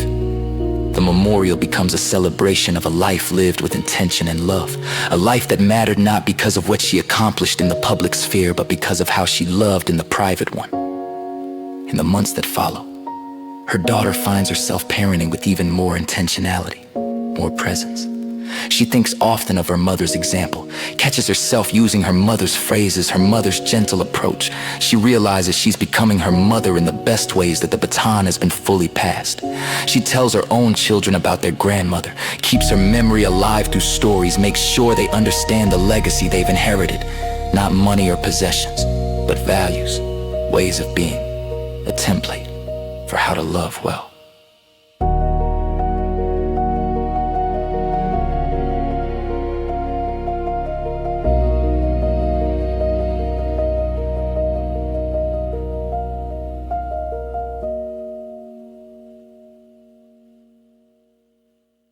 Her granddaughter, the teacher, creates a scholarship fund in her grandmother's name for students from difficult backgrounds. "My grandmother showed me that one person's steady love can change a life," she explains at the fundraising event. "I want to help other kids have chances they might not otherwise get the way my grandmother gave me so much. Studies show that creating meaningful memorials and continuing a loved one's values through action helps survivors transform grief into purpose." This granddaughter is channeling her loss into service, extending her grandmother's legacy of nurturing into her community, ensuring that her grandmother's impact continues expanding long after her death. Years pass and the acute grief softens into something bearable, even beautiful. A tender ache that reminds them how deeply they loved, how much they were given. Her daughter is now a grandmother herself, rocking her daughter's baby, and she feels her mother's presence acutely. She rocks and sings the same lullabies her mother sang to her, passing them forward one more generation. She whispers to this great-great-granddaughter, "Your great-great-grandmother would have loved you so much. She started all of this family, this love. Remember her, even though you'll never meet her. She's in all of us." And she is. The grandmother lives in her daughter's patience, in her son's emotional availability, in her grandchildren's kindness and confidence, and great-grandchildren's security. She lives in family traditions maintained and values transmitted, in the way her descendants treat others. Research confirms what the family knows intuitively. Her influence will persist across generations, shaping descendants she never met, creating patterns of healthy love that will continue as long as her family line exists. She achieved the only immortality that matters, living on through how she shaped the people who came after her, through the love that ripples forward infinitely. As the story draws to its close, we return to the eternal present. Somewhere, right now, a mother is rocking her child, singing softly, her love building the foundation for everything that child will become. She doesn't know yet how far her love will reach, how many lives it will touch, how the simple act of showing up with presence and devotion will echo through generations. But she loves anyway, gives anyway, shows up anyway. And in that ordinary, sacred act of mothering, she's changing the world. One child, one moment, one act of love at a time. Great motherhood never ends. It transforms into legacy, into values carried forward, into love that multiplies across time. It becomes eternal, boundless, the greatest gift one human can give to another. I see you, I value you, I will love you always. You are precious beyond measure. Time moves forward with gentle persistence, and now we witness the mother's granddaughter. Once the little girl who said, "I want to be like you, Grandma," holding her own newborn daughter. She cradles this tiny being with a mixture of wonder and terror, and in her heart, she feels the presence of both her grandmother and her mother, their wisdom flowing through her. She remembers her grandmother's steady hands, her mother's patient voice, and she understands now what neither could fully explain when she was younger. That motherhood is both the hardest and most sacred work we do. Research shows that women who come from families with strong maternal role models across multiple generations approach motherhood with greater confidence and lower rates of postpartum anxiety. This new mother carries within her the accumulated wisdom of the women who came before, their love and presence becoming her foundation. She rocks her daughter and whispers, "Your great-great-grandmother would have loved you so much. She taught me how to do this. Even though she's gone now, she's here with us." Her own mother, the grandmother's daughter, comes to help during these early weeks, and as she holds her granddaughter, she experiences a profound sense of continuity. She sees her mother in how she approaches caregiving, recognizes patterns and phrases passed down through generations. Mom would have loved this moment. She says to her daughter, "She would have been so proud of you." They sit together, 3 generations connected. The newborn, the new mother, the grandmother. And in this configuration, the great-grandmother's presence is palpable. Studies on intergenerational transmission of maternal practices show that positive caregiving patterns can persist across 4 or more generations, creating family cultures of nurturing that become self-reinforcing. The great-grandmother's choice to mother with presence and love set in motion a pattern that now benefits children she never met. Her influence stretching across time like light from distant stars.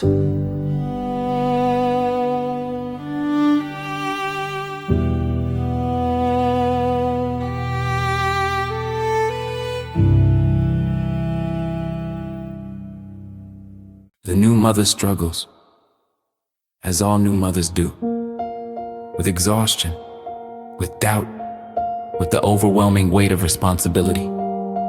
In a moment of despair at 3 in the morning, her baby screaming inconsolably, she calls her own mother crying, "I can't do this, I'm not good enough. I don't know what I'm doing." Her mother responds with the same steady love her grandmother once offered her. "You are good enough." Every mother feels this way. This is the hardest part. It gets easier. You're doing everything right. Your baby is fed and safe and loved. That's enough.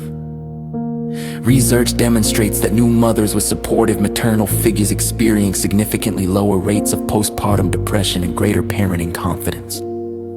This new mother is receiving the gift her mother once received, the reassurance that she's not alone, that struggles are normal, that love matters more than perfection. The great-grandmother's wisdom filtered through her daughter is now sustaining the 4th generation, proving that good mothering creates resources that families can draw upon for generations. As this baby grows into a toddler, her mother practices the same approach as she experienced. Patience during tantrums, validation of emotions, respect for her emerging autonomy. One day, Her own mother watches her handle a difficult moment with grace and says, "You're such a natural at this. You're doing exactly what your grandmother did with me, what I tried to do with you." The young mother smiles. "I didn't realize I was copying her, but I guess it's in me now. It's just what feels right." This is the beautiful mystery of intergenerational transmission. We become what we experienced, often without conscious effort. Studies on implicit learning and parenting show that children absorb their parents' approaches on such a deep level that these patterns feel natural and instinctive when they become parents themselves. The great-grandmother's patient, attuned mothering has become embedded in her family's way of being, no longer a conscious choice but an inherited wisdom that flows naturally through generations. The young mother joins a mother's group, seeking community and support. There she meets women from all backgrounds, some who had wonderful mothers, some who didn't, some navigating motherhood without the support system she takes for granted. She finds herself offering them what was given to her: patience, non-judgment, the assurance that they're doing well enough. Other mothers begin seeking her out, asking her advice, commenting on how calm and confident she seems. She realizes she's extending her family's legacy of maternal support beyond her bloodline, offering to others what her grandmother and mother gave her. Research shows that women who receive secure attachment from their own mothers are more likely to provide support to other mothers and to build strong community networks. The great-grandmother's love is now rippling outward through her great-granddaughter to mothers who have no connection to her family, proving that one woman's choice to love well can ultimately benefit entire communities. As her daughter grows, the young mother is intentional about teaching emotional literacy, about validating feelings while teaching regulation, exactly as her mother and grandmother did. But she also adds new elements informed by current research and her own experience. She teaches her daughter about consent and bodily autonomy from the earliest age, about using her voice, about trusting her instincts. She's taking the strong foundation her family gave her and building on it, adapting to new knowledge while maintaining core principles. Studies on the evolution of parenting practices across generations show that the healthiest families maintain core values while remaining open to new information and changing with the times. This mother honors her grandmother's legacy not by replicating it exactly, but by embodying its essence.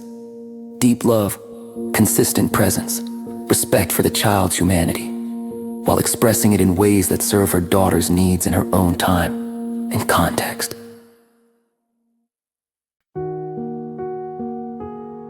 One evening, while reading bedtime stories to her daughter, the young mother realizes she's reading the exact same books her mother read to her, which her grandmother read to her mother. These worn, beloved volumes have traveled through 3 generations. The pages soft from countless readings, the stories unchanged but ever new as each child discovers them. Her daughter snuggles close, requesting one more story just as she once did, just as her mother did, just as her grandmother did. This simple ritual, reading together before sleep, the warmth of connection, the sound of a mother's voice making the world safe, links 4 generations in an unbroken chain. Research on family rituals shows that traditions maintained across multiple generations create powerful bonds and give children a sense of rootedness and belonging that protects against many modern challenges. These bedtime stories are more than entertainment. They're a daily reminder that her daughter is part of something larger, connected to women who loved before she was born and who will love through her into the future. Her mother visits often, delighting in her granddaughter, and the young mother watches the relationship bloom between them. She sees her mother soften in ways she never saw during her own childhood. Perhaps because grandmothering allows different expressions of love, or perhaps because her mother has grown and changed over the years. Her daughter adores her grandmother, running to her with arms outstretched, secure in the knowledge that she's cherished. Studies show that strong grandmother-grandchild bonds provide children with additional emotional security and expanded sense of family support. But watching them together, the young mother experiences something expected, healing of small wounds from her own childhood, moments when her mother wasn't perfect, times she felt hurt or misunderstood. Seeing her mother love her daughter so completely somehow complete circles she didn't know needed closing. The generations heal each other, each one offering what they can, each one growing through loving and being loved. As her daughter starts school, the young mother faces the same anxieties all mothers do. Is she ready? Will she struggle? Will other children be kind? She walks her daughter to the classroom on the first day, fighting tears, and realizes she's experiencing what her mother experienced, what her grandmother experienced. That night, she calls her mother, and they laugh and cry together about this universal maternal experience. The bittersweet letting go, the pride mixed with loss, the recognition that we raise our children to leave us. Her mother shares, "Grandma told me once that every stage of motherhood requires a small death. The death of who your child was, who you were together to make room for what comes next. It's hard every time, but it's also beautiful. You're watching her become herself." Research on maternal adaptation across children's developmental stages shows that mothers who can embrace change and loss while maintaining connection have children with smoother transitions and stronger ongoing relationships. This wisdom, passed from the great-grandmother to her daughter to her granddaughter, helps each generation navigate the necessary losses that accompany growth. One day, the young mother's daughter asks about her great-great-grandmother, the woman in the photos, the one everyone speaks of with such love. The mother pulls out the journals, the letters, the stories her own mother has shared. She tells her daughter about a woman who loved deeply, who showed up consistently, who made everyone feel valued. She started all of this, the mother explains. Our family, the way we love each other, the way we try to be kind, it all started with her. She never met you, but she loved you anyway, because she loved me and your grandma. And that love just keeps growing and spreading. Her daughter listens with wide eyes, understanding in her child's way that she's part of something bigger than herself. Research on family narrative shows that children who know their family stories develop stronger identities and greater resilience. But more than that, this child is learning that love transcends death, that we're shaped by people we never meet, that we carry forward those who came before us.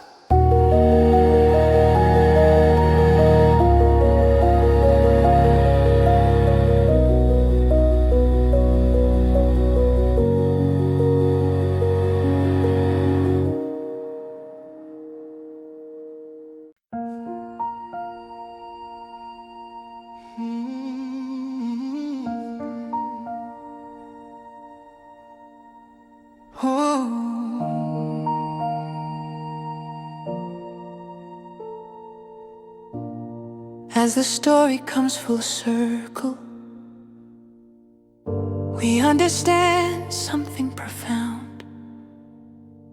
The great-grandmother's life, with all its ordinary moments, its daily choices to love and show up, created something that will never end. Her great-great-granddaughter carries her forward, as will her great-great-great-grandchildren, and their children after them. Every patient response to a child's need, every moment of presence despite exhaustion, every act of unconditional love ripples forward infinitely, touching lives beyond counting, shaping humans who will shape others, creating waves of goodness that spread through time and space.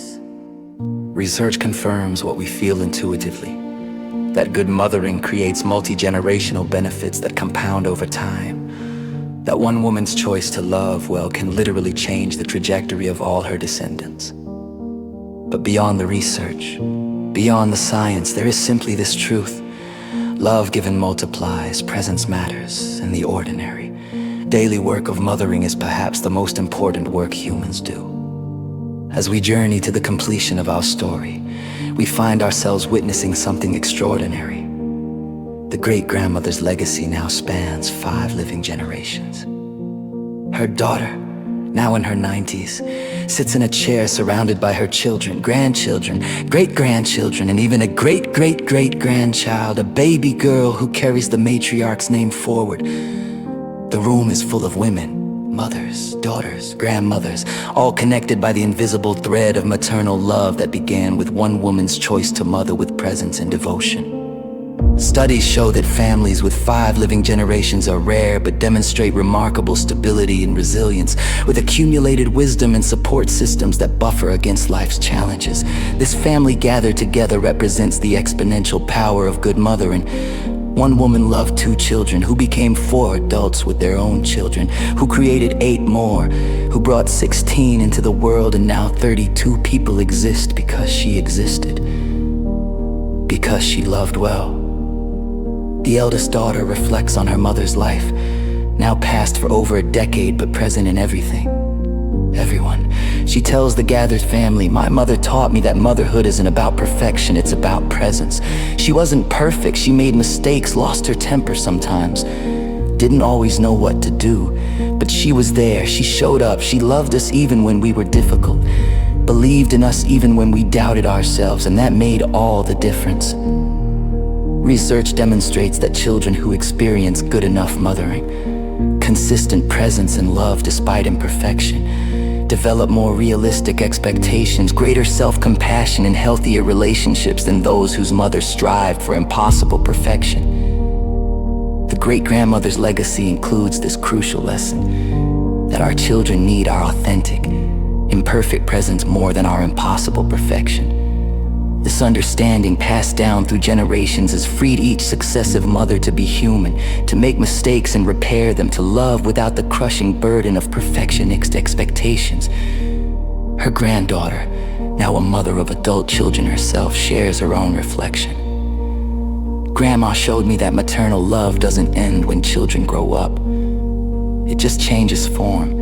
She adapted to what we needed at every stage, from the hands-on care of our childhood to the emotional support of our adulthood. She remained interested in our lives, available without being intrusive, loving without being controlling. That's what I try to do with my own kids now." Studies show that mothers who successfully navigate the transition from parenting minors to relating to adult children maintain lifelong close relationships and continue to positively influence their children's well-being throughout adulthood. The great-grandmother's flexibility, her willingness to evolve as her children's needs changed, created a template for how to love across the lifespan. Her descendants now carry this wisdom forward, remaining connected to their children through all life stages, offering different forms of support as needed. Honoring that love means sometimes stepping back, sometimes stepping in, always staying present in whatever way serves best.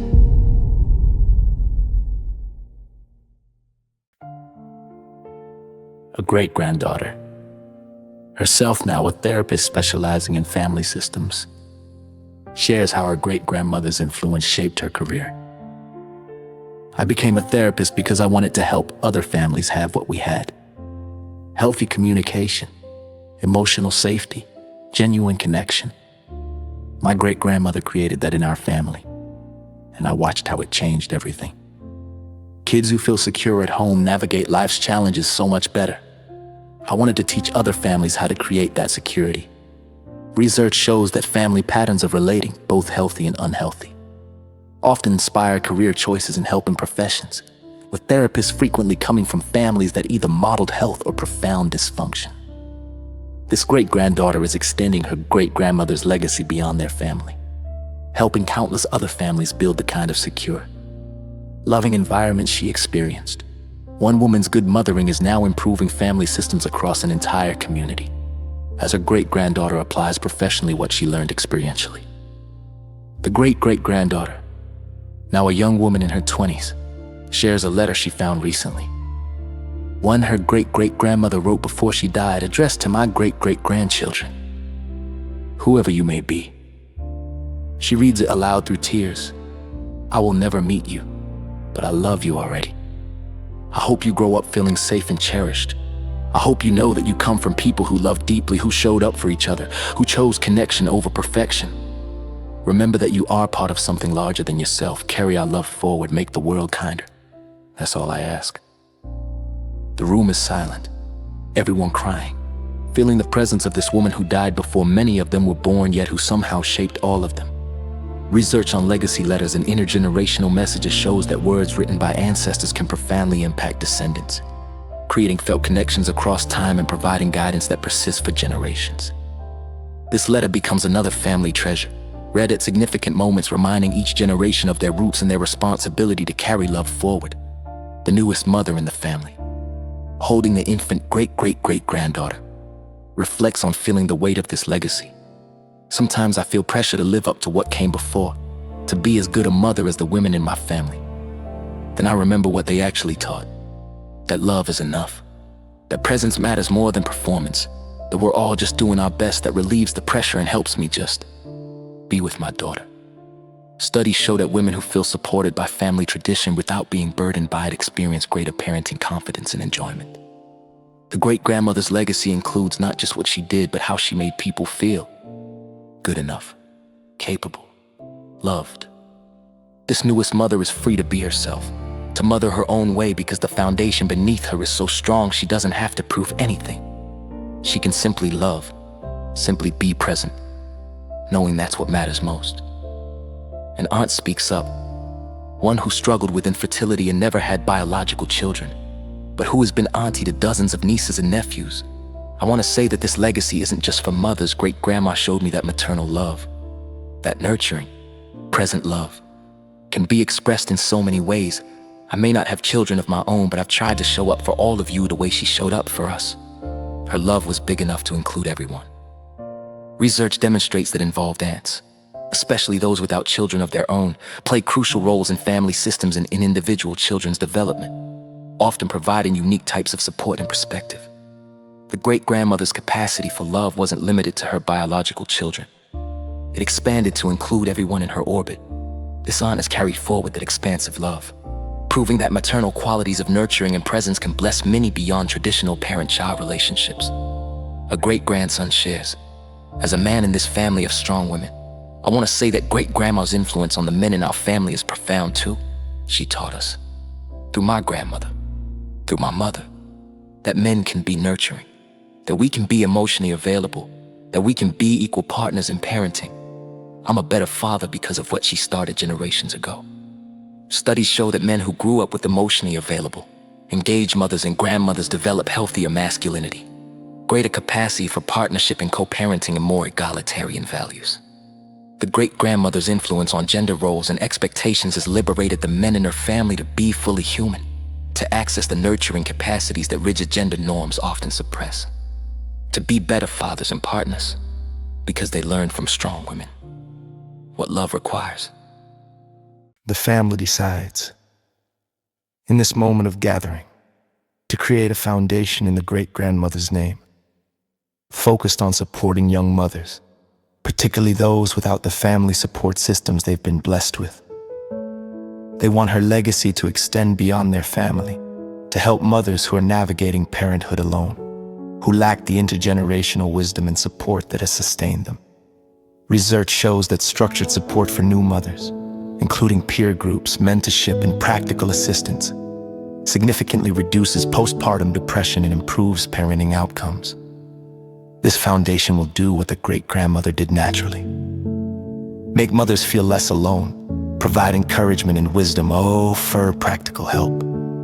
Her descendants are ensuring that her way of loving, present, patient, supportive, will bless mothers and children who have no connection to their family, proving that love, once released into the world, has no boundaries. As the gathering draws to a close and this extended family prepares to return to their scattered lives, they stand in a circle holding hands.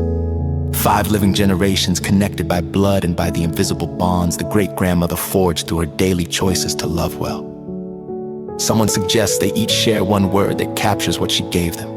The words come slowly, reverently, across generations: safety, wisdom, patience, presence, acceptance, strength, love, home, foundation, legacy.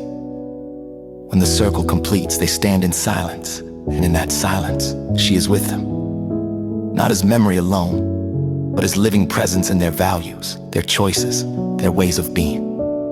Research confirms that strong family matriarchs continue to influence family culture and individual behavior long after death, their values becoming the family's operating principles.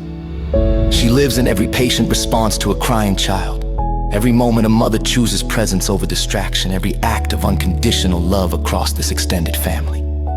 As night falls and the story reaches its completion, we understand the profound truth at its center. Great motherhood never ends. It transforms into legacy, into values carried forward, in a love that multiplies across time and space. The great-grandmother began with 2 children and simple daily choices: to show up, to listen, to love consistently. Those choices created ripples that became waves, that became a tide lifting all her descendants.